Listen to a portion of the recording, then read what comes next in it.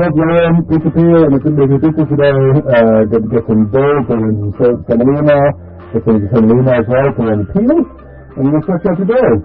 You put it on the center, and you make the crust, and you stretch it out between the fingers, just letting it stretch between there.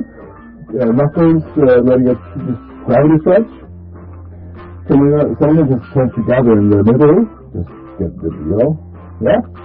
Make sure it's all nice and nice. Plug up any holes if you have in it. I didn't have any because I'm a god of making dough. So today, with oregano, salt, pepper, a little olive oil, get some pecorino, shred. Add cheese, yes. Make sure it doesn't stick. Plop, some goddamn truffle salami. Pop some in your mouth. Oh, it's so good. Plop more. Make it go up. Make sure. Wash hands. Make sure the pizza doesn't stick. It's my cousin, you're watching me over the I put oven, head cam is weird, so I have to come out of the video. But yeah, flip that stuff around. Make sure it gets some nice leopard spotting here and there. Accidentally burn it a little bit for one side, as you can see, but it's fine. I eat the burn parts.